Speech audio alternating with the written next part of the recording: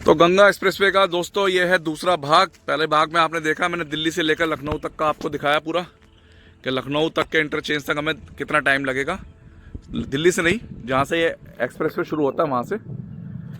अब मैं दूसरे पार्ट में यहाँ से लेकर आपको प्रयागराज तक की पूरी डिटेल दिखाता हूँ, पूरा रास्ता दिखाता हूँ और बढ़ते हैं आगे प्रयागराज के लिए। तो एक बार फिर से स्वागत है आप सभी का हमारे चैनल पे। गंगा एक्सप्रेसवे पार्ट 2 और फाइनल है बिल्कुल, इसके बाद कोई भी नेक्स्ट पार्ट नहीं आएगा। तो लखनऊ वाले कट पे थे फिलहाल हम, मैंने जैसा कि आप लोगों को बताया था। और यहाँ से मैं आपको दिखाता हूँ आगरा दिल्ली एक्सप्रेसवे, आगरा लखनऊ एक्सप्रेसवे। देखिए सामने हो जा रहा, थोड़ा हाथ हिल रहा है। तो ये इंटरचेंज था, 370 किलोमीटर पे आया था दोस्तों ये। और यहाँ से अब लखनऊ का रास्ता अलग हो गया और हम बढ़ गए सीधा आगे आपका प्रयागराज के लिए। और प्रयागराज और यहाँ पे भी एक कभी रेस्टोरेंट सर्विस एरिया आया था 377 पे, मगर वो भी एक्टिव नहीं है, ना ही कोई डीजल पंप है ना ही कोई पेट्रोल पंप है। ये आपको थोड़ा सा देखना पड़ेगा। रॉन्ग साइड देखो आप, गधे गधे आ रहे हैं रॉन्ग साइड। तो जहाँ से ये एक्सप्रेसवे शुरू होता है वहाँ से सिर्फ आप 3 घंटा 22 मिनट में 377 किलोमीटर वाले पॉइंट पे पहुंच जाएंगे, जहाँ से लखनऊ का इंटरचेंज अलग हो जाएगा। यहाँ से लखनऊ इंटरचेंज लेके मात्र 60 किलोमीटर दूरी है आपकी लखनऊ की। तो बड़े आराम से आप 4 घंटे में इस एक्सप्रेसवे से और फिर उसके बाद आगरा लखनऊ एक्सप्रेसवे जुड़कर लखनऊ पहुंच सकते हैं। दिल्ली से जो कनेक्टिविटी रहेगी उसमें 1 घंटा आप एक्स्ट्रा जोड़ लीजिए। अगर आप गढ़मुक्तेश्वर से इस पर चढ़ते हैं तो 40 से 50 मिनट आपके एक्स्ट्रा लगने वाले हैं। तो 4.25 घंटे में आप दिल्ली से बड़े आराम से लखनऊ पहुंच जाएंगे। फिलहाल अब बढ़ते आगे, आगे वाले रेस्ट एंड सर्विस के एरिया के क्या हाल है।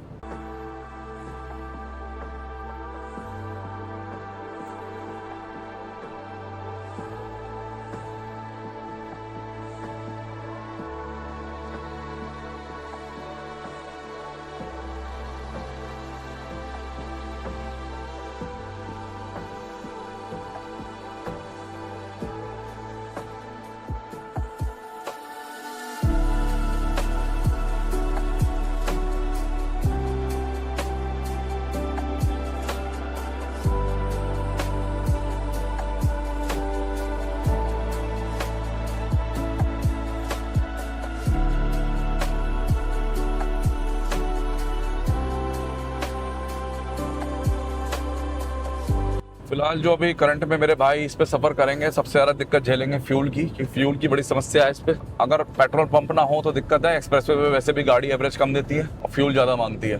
390 चल गए हम इस पे फिलहाल। तो फ्यूल स्टेशन को जल्द से जल्द एक्टिव किया जाए तो ना ही अच्छा है, जिससे कि सीएनजी वालों को सीएनजी मिल सके, ईवी वालों को ईवी चार्जिंग मिल सके। तो दोनों ही फुल स्टेशन पे ईवी चार्जिंग स्टेशन लग गए हैं, मगर वो एक्टिव नहीं हुए हैं। वो कह रहे थे 1-2 दिन के अंदर इनको ऑन कर दिया जाएगा। बढ़ रहे हैं आगे फिलहाल।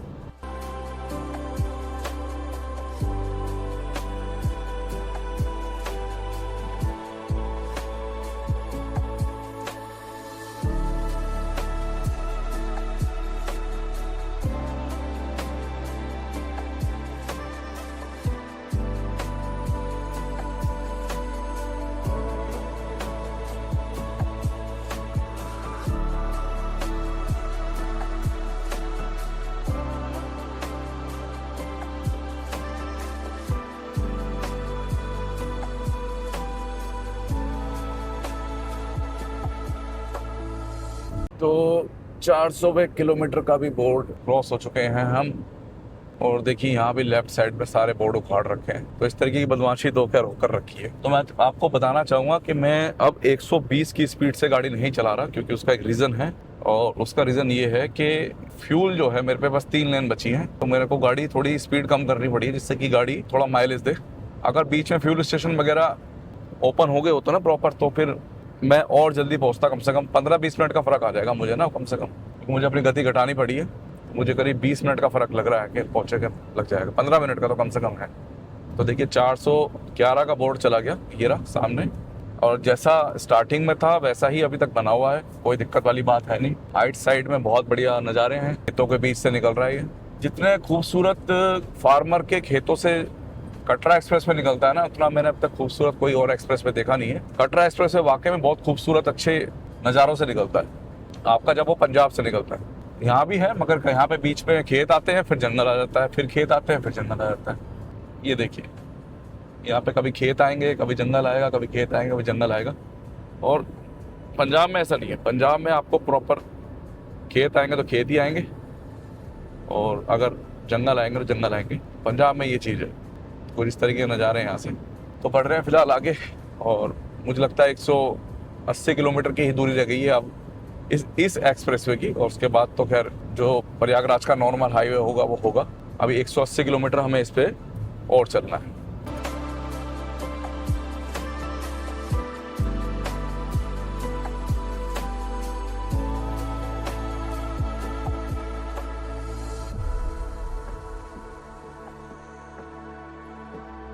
तो दोस्तों कानपुर और उन्नाव का कट आ गया लेफ्ट में, और ये आया है 420 किलोमीटर पे। और अभी हमें 10:32 हुए हैं, तो 6 मिनट है अभी हमें 4 घंटे होने में, और हम कानपुर पहुंचने वाले हैं, कानपुर के कट पे। तो यहाँ से 15 मिनट या 20 मिनट का मैक्सिमम रास्ता और होगा कानपुर का, और इतना ही हमने ब्रेक ले लिया टोटल अपने रूट पे। अगर हम रेगुलर गाड़ी चला के लाते तो शायद हमें और कम समय लगता।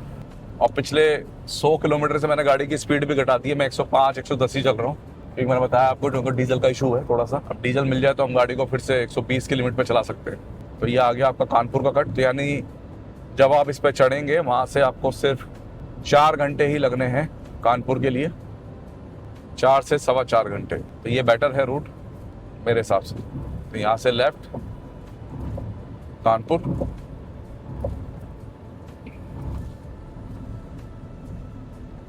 NH27 से हमें ये फिलहाल जोड़ रहा है, और नीचे से हमारे जा रहा है कानपुर लखनऊ हाईवे। अब आगे फिर एक रेस्ट एंड सर्विस एरिया आ रहा है, तो देखते हैं क्या इसमें हमें फ्यूल मिल पाएगा, क्योंकि बड़ा इशू हो रहा है फ्यूल का। तो मुझे प्रयागराज के हिसाब से गाड़ी चला के ले जानी पड़ रही है।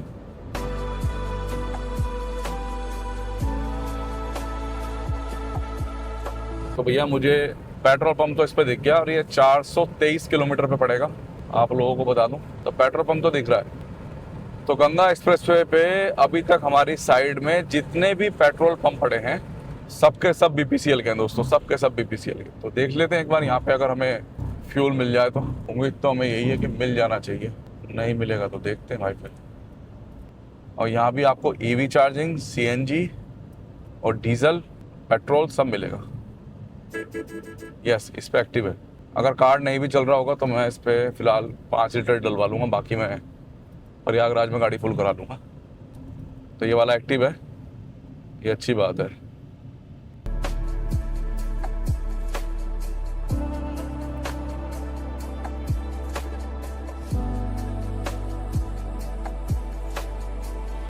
तो भैया यहाँ मिल गया हमें डीजल, मगर कैश, और मैंने सिर्फ 1000 रुपीज़ ही कैश कैरी कर रखा था।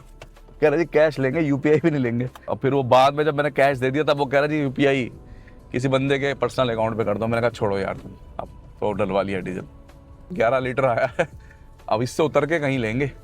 CNG EV और डीजल पेट्रोल सब चीज़ अवेलेबल है यहाँ पे। और यूँ कह रहे थे कि कल से पूरी तरीके से ये 100% एक्टिव हो जाएगा। वॉशरूम नहीं है दोस्तों कहीं भी, अभी बड़ी दिक्कत है यार वॉशरूम की ना, वॉशरूम कहीं नहीं है, वॉशरूम की एक समस्या बनी हुई है फिलहाल।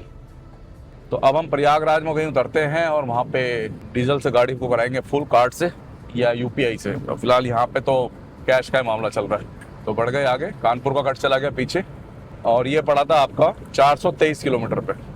अब मैं गाड़ी को अपनी उच्च क्षमता पे चला सकता हूँ, क्योंकि अब मेरी गाड़ी में फ्यूल है।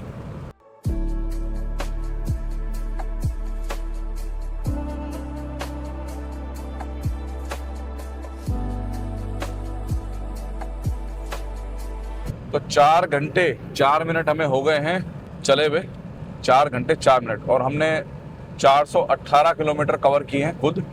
बोर्ड आ रहा है 428 का लेफ्ट में। अब इसमें से 20-25 मिनट के हमारे ब्रेक हो गए टोटल ना, तो 4 घंटे में मतलब मोटा मोटा 418 किलोमीटर ही कवर हुए 4 घंटा 4 मिनट में। बढ़ रहे हैं आगे इलाहाबाद के लिए दोस्तों, प्रयागराज।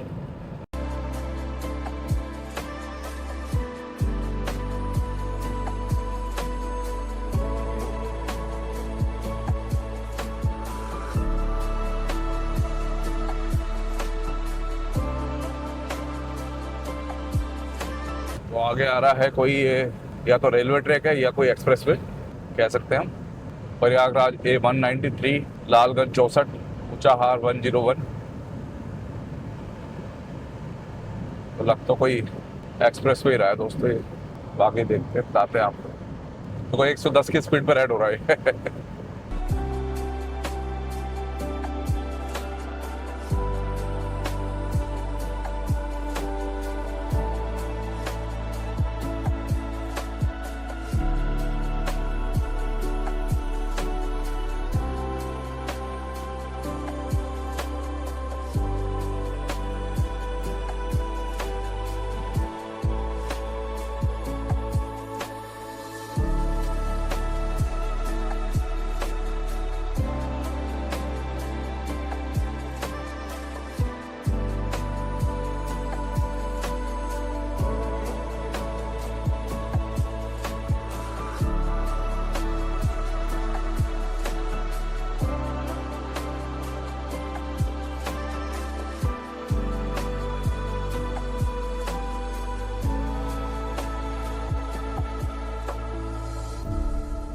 दोस्तों 461.6 किलोमीटर का बोर्ड भी हो गया क्रॉस।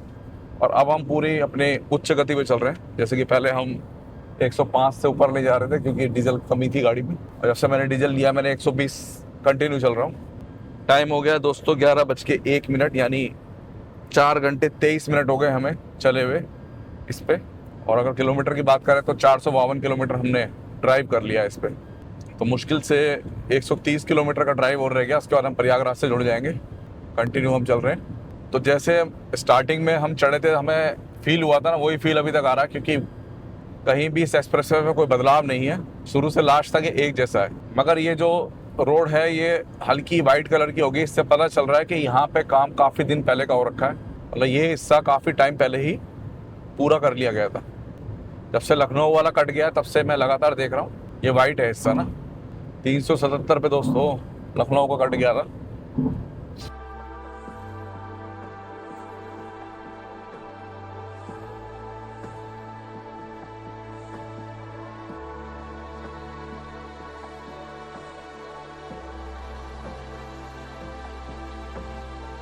तो कटरा एक्सप्रेसवे से भी लंबा है ये। तो कहीं ना कहीं मैं तो सुबह यही फील कर रहा था कि मैं दिल्ली से माता वैष्णो देवी जा रहा हूँ, और इतना बड़ा ये रूट हमें मिलने वाला है। एक और रेस्ट एंड सर्विस एरिया आ गया भैया, और ये आया है आपका 480 किलोमीटर पे। पीछे वाला 427 पे गया था शायद, ये 480 पे है। तो 3 तो पीछे पंप जो है वो एक्टिव हैं कैश में, और ये वाला अभी नहीं बना है। तो कहीं ना कहीं ऐसा लग रहा है जैसे कि उतना ही किलोमीटर जा रहे हैं जितना माता वैष्णो देवी पड़ना है हमें दिल्ली से। जब दिल्ली का एक्सप्रेस शुरू हो जाएगा तो टाइमिंग आज क्लियर हो जाएगी कि भाई कितना टाइम लगेगा 120 की स्पीड से, और कितना समय लगेगा, क्या क्या दिक्कत होंगी, वो सब चीज़ें आज इस वीडियो में क्लियर होंगी। एक अंदाज़ा मुझे लग जाएगा, क्योंकि मैंने कभी भी 600 किलोमीटर किसी एक एक्सप्रेसवे में गाड़ी नहीं चलाई कि एक ही एक्सप्रेसवे में मैंने 600 किलोमीटर गाड़ी चलाई। मैंने आगरा, फिर आगरा से आगरा लखनऊ एक्सप्रेसवे में गाड़ी चलाई है, मगर वो दोनों ही अलग हैं एक दूसरे से, मगर ये सारा एक जैसा है। तो पहली बार चला रहे हैं गाड़ी इस पर।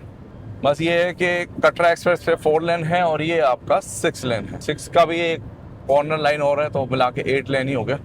बाकी बढ़िया बना हुआ भैया। लगातार 120 चल रहे हैं हम, लगातार 120।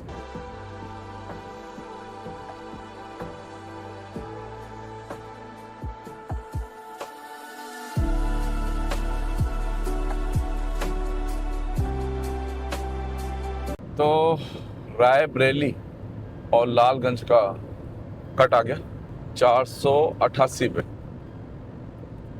रायबरेली और लालगंज।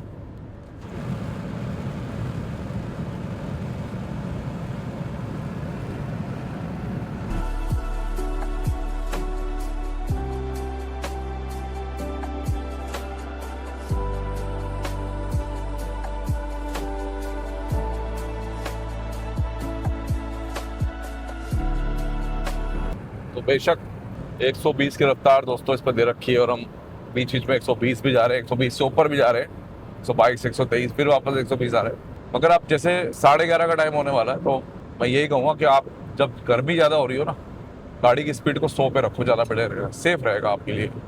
इंजन है, हीट होता है। जब हाई एक्सेलरेशन पे हम इंजन को भगाते हैं तो कहीं ना कहीं उसका टेम्परेचर बढ़ता है, रेडिएटर लगे हुए हैं, मगर हवा तो बाहर भी गर्म ही आ रही है ना, तो इससे बेटर ये है कि आप सॉफ्ट ड्राइव करो। 100-110 ज़्यादा अच्छा रहेगा। देखिए 104 पे चल रहे हो, ज़्यादा हार्ड एक्सेलरेशन करेंगे तो इंजन हीट ही होगा और टायरों पे भी दबाव बनेगा, तो कोई फ़ायदा नहीं है। तो 516.9 यानी 517 का भी बोर्ड बगल से चला गया और हम लगातार आगे बढ़ रहे हैं।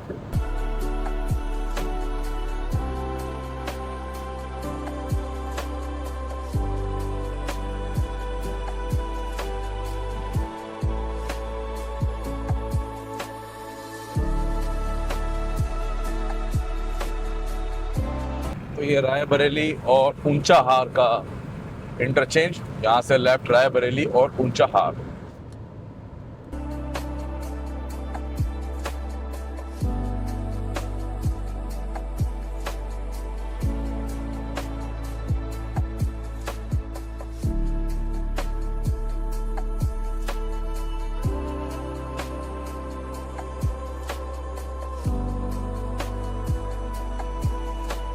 तो दोस्तों ठीक 5 घंटे हो गए हमें, 11:38 का समय हो गया और इन 11:38 में हमने इस पे जो गाड़ी चलाई है 521 किलोमीटर चलाई है।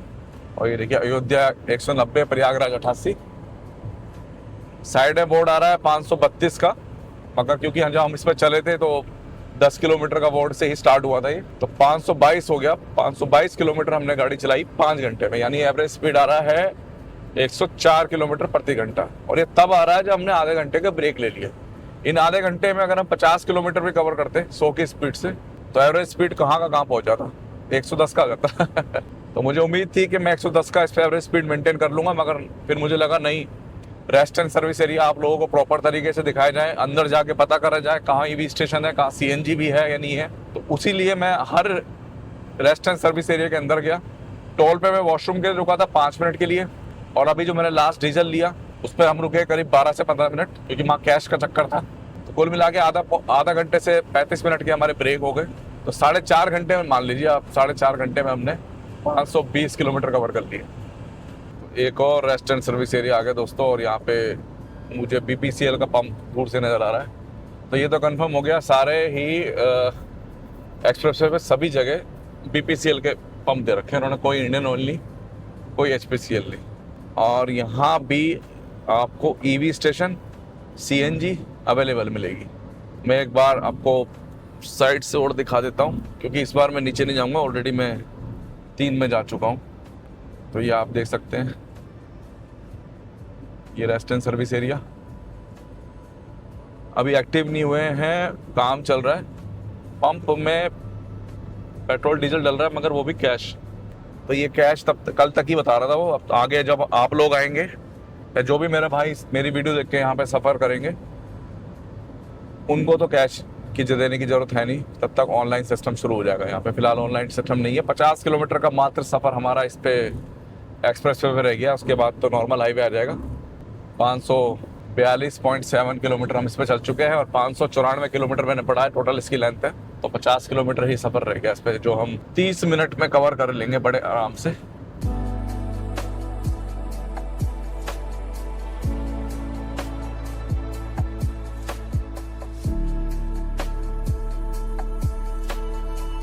तो लालगंज और संग्रामगढ़ का लेफ्ट कट आ गया दोस्तों 554 पे पहुंचने वाले हैं, और ये एक्सप्रेस पे अब छोड़ने वाले हम भी। सफ़र हमारा पूरा होने वाला है इस पे।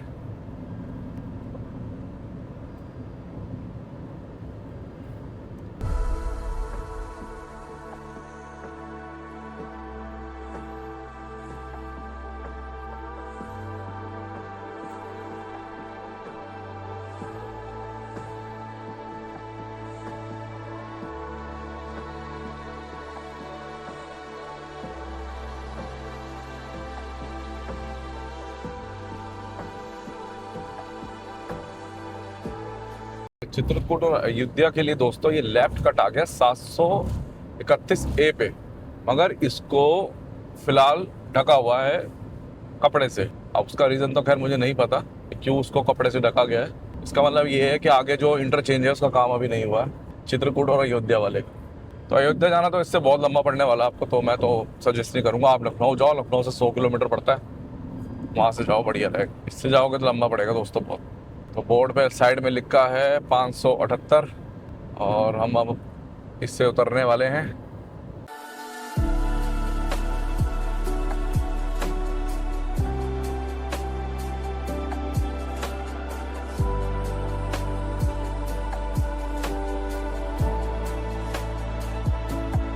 तो ट्रैफिक है बिल्कुल ना के बराबर, आप देख सकते हैं 583 का बोर्ड आने वाला है। 11 किलोमीटर का हमारा इस पर सफ़र रह गया है और टाइम बताया हूँ आपको 12:06 हो गए। 2 मिनट है हमें 5.5 घंटे होने में। 6:38 पे चले हुए दोस्तों इस पर।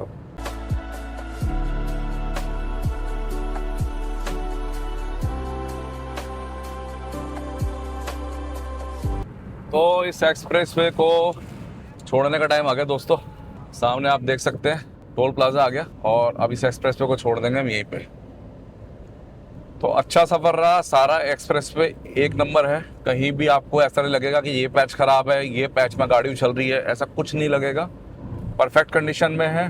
5 service area, restaurant service area ऐसे थे जिसमें पेट्रोल पंप एक्टिव थे मगर कैश में। टोल कितना लगेगा अभी मैं पता करता हूँ इन भाई से और फिर आप लोगों को बताता हूँ कि टोल का फिलहाल कितना रेट है यहाँ पे। तो पहुँच गए दोस्तों प्रयागराज।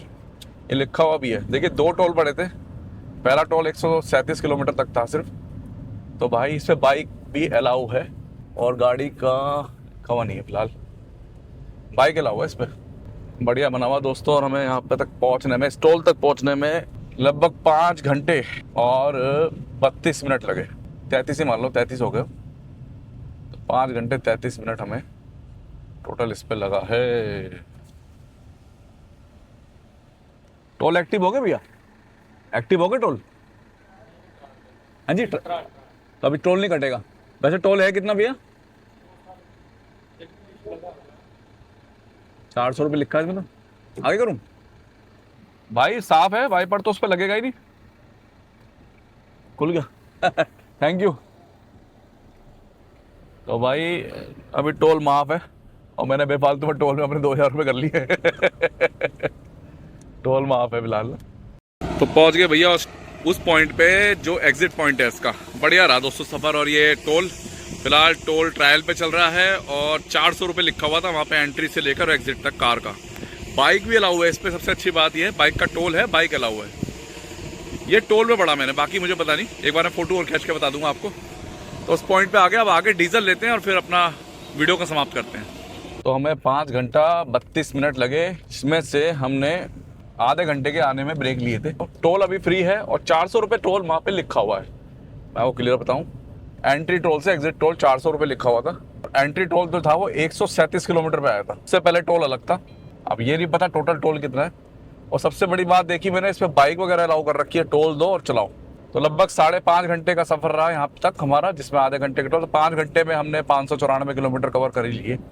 5 घंटा 10 मिनट मान लीजिए जाए जरा। तो बढ़िया सफ़र रहा दोस्तों। आखिरी टोल था ये, अब आगे बढ़ गए हैं। तो बढ़िया सफ़र रहा दोस्तों हमारा ना। और जो इसकी क्वालिटी है वो अच्छी है, दूर तक का दिखता है। नाइट के बारे में अभी भी मैं कुछ नहीं बोलूँगा क्योंकि मेरे को खुद भी एक्सपीरियंस नहीं है कि नाइट पे इस पर ट्रैफिक कैसे चल रहा है। दिन में ही ट्रैफिक नहीं है इसमें, तो रात को तो वैसे ही दिक्कत होगी 592 का बोर्ड जा रहा है और 594 किलोमीटर ही ऑफिशियली बताया गया है कि ये पूरा रूट है। तो प्रयागराज की दूरी मात्र आप देख सकते हैं 5 से 6 घंटे की रह गई जब आप इस पर चढ़ जाओगे। और सबसे अच्छी बात, लखनऊ 4 घंटे, कानपुर 4 घंटे और प्रयागराज 5.5 घंटे। अगर मैं उतर के आगे प्रयागराज के लिए बढ़ूँ तो मेरे ख्याल से 30 किलोमीटर होगा। 50-60 की स्पीड भी मेंटेन करूँगा तो आराम से मैं पहुँच जाऊँगा आधे घंटे में प्रयागराज। तो यही ब्लॉग था दोस्तों हमारा, जिसमें हमने आपको आज मेरठ जहाँ से ये शुरू होता है बिजोली गाँव से, वहाँ से लेकर और जहाँ ये ख़त्म होता है पूरा एक्सप्रेसवे कवर करके दिखा दिया। मेरे एक भाई ने बोला था कि भैया जब भी ये बने इसको पूरा कवर करके दिखाना। 2 पार्ट में वीडियो बनाई क्योंकि एक पार्ट में बहुत लंबी हो रही थी, तो इसलिए दूसरा पार्ट ही मुझे बनाना पड़ा। और मैंने पूरा ये आपको यहाँ तक दिखा दिया कि किस कंडीशन में है, कैसे है। आपको कोई भी इंक्वायरी हो ना, कुछ भी पूछना हो, आप मुझे कमेंट कीजिए, मैं रिप्लाई करता हूँ सबके। 1% आपको कमेंट में समझ नहीं आता है, आप इंस्टाग्राम जो मेरी आईडी है उस पर जाके मुझे मैसेज कीजिए, अपना नंबर छोड़िए, मैं आपको कॉल करूँगा। फिलहाल जो सबसे बड़ी खामी पेट्रोल डीजल की, आपको कैश ही लेना पड़ रहा है। कब तक लेना पड़ेगा ये नहीं कह सकते, कल कह रहे हैं, मुझे उम्मीद नहीं लगता कल भी वो कैश नहीं देंगे, वो कैश ही देंगे कल भी। तो यही सबसे बड़ी खामी थी। और रेस्ट एंड सर्विस एरिया, रास्ते में कहीं भी वॉशरूम की सुविधा नहीं है। मैं जो 137 किलोमीटर पे एंट्री टोल आया था वहाँ से इस पे मैंने वॉशरूम यूज़ किया था, और अब ये एग्जिट टोल पे मैंने वॉशरूम यूज़ किया है। तो यही ब्लॉग था दोस्तों। आशा करते हैं आप सभी को हमारा फर्स्ट ब्लॉग, जिसमें हमने आपको पूरा ये एक्सप्रेस वे कवर करके दिखाया, पसंद आएगा। पसंद आए तो दोस्तों वीडियो को लाइक, शेयर और चैनल को सब्सक्राइब कीजिएगा। मिलते हैं जल्दी नेक्स्ट ब्लॉग में। और हाँ, अभी आधे घंटे का रास्ता आगे का और है, तो मिलते हैं जल्दी नेक्स्ट ब्लॉग में एक नई वीडियो के साथ। धन्यवाद दोस्तों।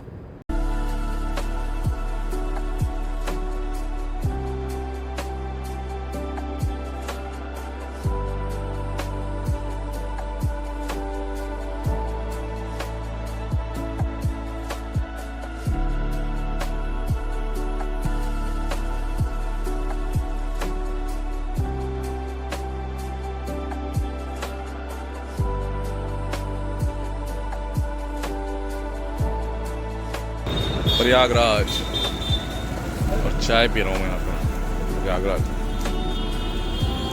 प्रयागराज के छोटे छोटे समोसे थे, छोटे से समोसे मेरे उंगली के बराबर, वो बन रही चाय।